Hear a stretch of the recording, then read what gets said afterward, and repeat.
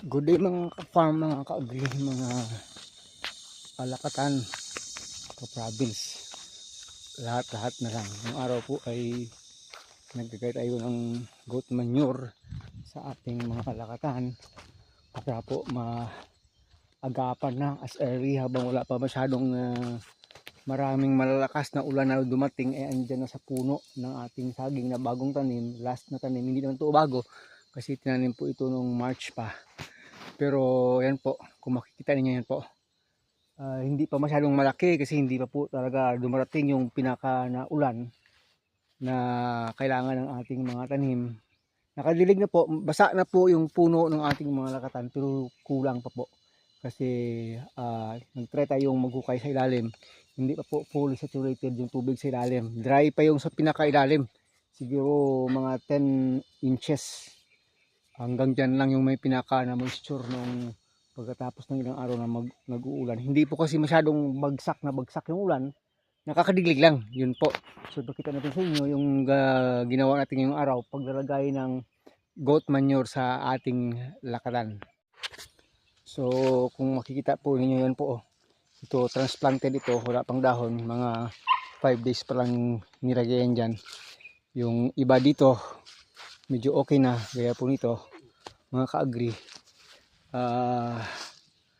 Mag-ano na ito, mag-i-strive na itong gumanda talaga kahit na kakabalik pa lang ng kanilang ganda dahil sa ulan. So yung ating paglalagay ng goat manure to na decompose na nga yung iba ini-estimate na lang natin, direkta na lang natin binubuhos mula sa sako papunta sa puno nila. Mga 3 hanggang 5 kilos lang yung ating estimate hanggang sa malagyan po lahat ito. Kasi dyan po sa taas na paglagay na tayo dyan nung una, hindi na natin naubos na lagyan, na half lang natin yan yung isang area na yan dyan. At dito sa ilalim po ay wala pa po yan mga ka-agri. Dyan po wala pa po yan. Pero marami pa tayong goat manure doon sa goat house. So yung ginagawa natin ngayon dito, yung natin sa ngayon, ito kasi yung nakita natin medyo mahina yung lupa. Yung klase ng lupa hindi masyado mataba. Lalo na pagitnaan ng rows ng mga nyog sa pilapil. Yung pilapil may mga nyog, dalawang rows na sa gitna itong mga saging medyo mahina na kasi hinihigop itong mga nyog natin yung nutrients sa lupa. Pero dyan sa ilalim medyo okay ang lupa dyan, at dyan po sa taas banda mas maganda compare po dito sa area na ito. So dito tayo magko-concentrate talaga, maglagay ng maraming goat manure, at pagkatapos po nito maybe after 3 months, pag dumami na uli 3 months to 4 months, maglalagay tayo ulit dito ng maraming goat manure sa ating pinaka last na taniman na saging. Kasi may project pa tayo doon sa taas na pwedeng maging expansion, pero pinag-iisipan pa natin kung kakayanin ba ngayong taon o hindi. Pag hindi, ito na muna bigyan ng pansin ito, kasi dyan sa kabila natin, dyan po sa kabila banda ay magbubunga na yan this year. At yung may natin na taniman doon sa ilalim na mga 800 ka puno ay nag-start ng magbubunga uli ngayon. So yan po, ipakita natin sa inyo. Binubuhos lang po natin yan. Yan po kasi yung pinaka na mabilis. At napakaganda po kasi ng effect ng goat manure sa ating mga tanim. Pag naulanan ito, magkaroon lang ng mga 1 buwan mula ngayon, papakita natin sa inyo yung itsura nitong ating mga lakatan mga ka-agri ay sigurado gaganda dahil sa mga goat manure na ito na ating nilalagay dito sa kanyang puno. Sige po, time lapse na lang po natin. Hindi na natin alam kung paano ma-time lapse ito. Okay.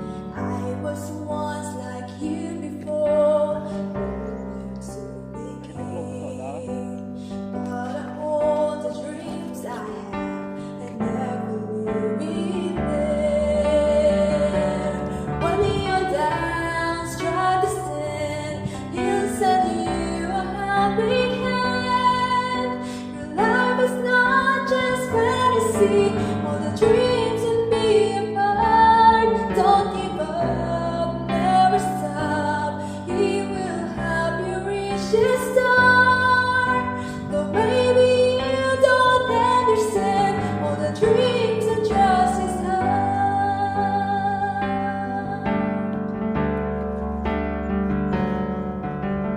Dark storm on horizon, approaching over you.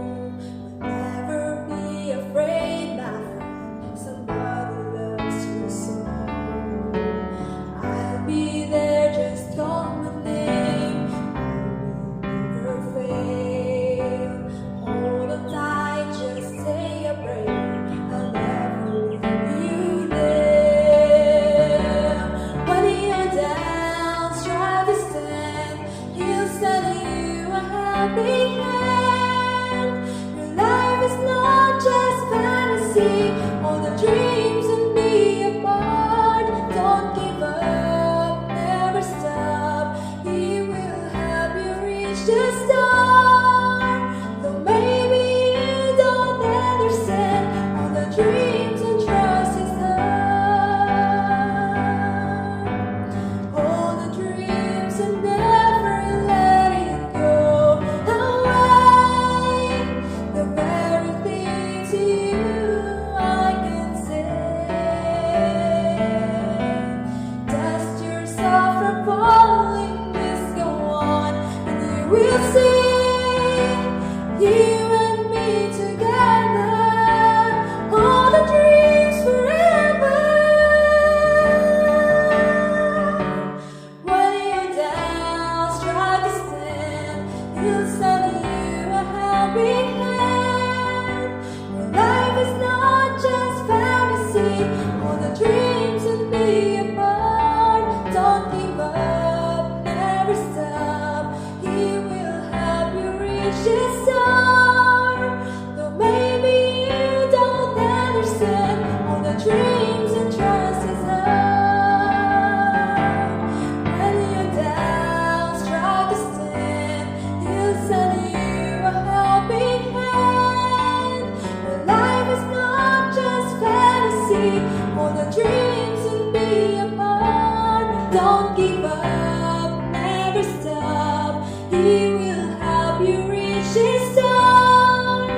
Though maybe you don't understand all the dreams and trust is hard. Though maybe you don't understand all the dreams and trust is hard.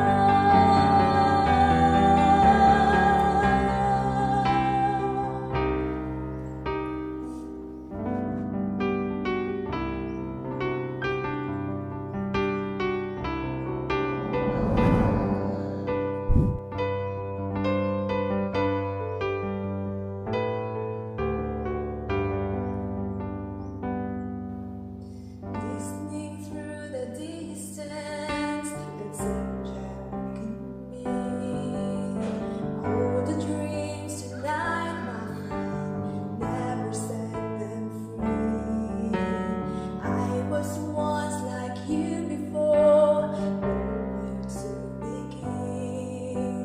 But I hold the dreams I have, I never leave it there. When you're down, strive to stand. He'll send you a helping hand. Your life is not just fantasy.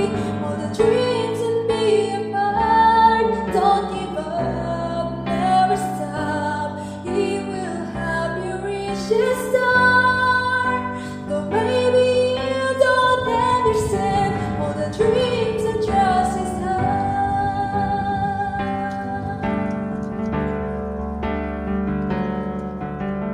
Dark storm on horizon, approaching over you. But never be afraid, my friend. Somebody loves you so. Makita natin sa inyo na I'll be there. nagkagaya na natin talaga na tawag na lagyan na lahat itong area lang na ito mula doon sa dulo hanggang doon, at maraming pang mga buhay na mga halaman na hindi kanais-nais dito. So yan, 3 kilos packet yung ating estimate bawat puno na nalagyan natin para one of these days ay talagang gaganda na itong ating mga lakatan, mga ka-agri. May 2 months from now pa, 3 months from now, update ko po kayo dito. Makikita niyo ibang iba na magiging itsura nito dito pag mayroon pang 2 buwan hanggang 3 buwan na magdaan. Mataas na ito, matangkad na ito. May 2 months, 3 months from now, malamang ganito na yung katangkad. Mga ganito na or sobra pa ang pwedeng mangyari dito sa area na ito. So yun, hanggang sa muli, pinakita lang natin sa inyo yung ating trabaho ngayong araw, kung ano ba yung pinanggagawa natin. Naglagay tayo ng organic animal manure, ang goat manure dito sa ating latest. Ito yung pinaka latest, hindi na nga kabago, matanda na. Pero ito yung pinakahuli na itanim natin ngayong taon sa ating area. At yan dito, lalagyan pa ulit dito kasi nga dito nakalagay na tayo dati hanggang dito lang hanggang dito lang yata na line yan pero yung papunta doon sa dulo wala pa, pero mula dito hanggang doon sa dulo nalagyan na yan dito. So yan ang magiging next. Inuuna lang natin yung medyo malalayo para yung sunod na malagyan natin ay yung mga malalapit na lang mga ka-agri. Hanggang dito na lang. Maraming salamat po, Agritechnics TV. Hanggang sa muli. Give up.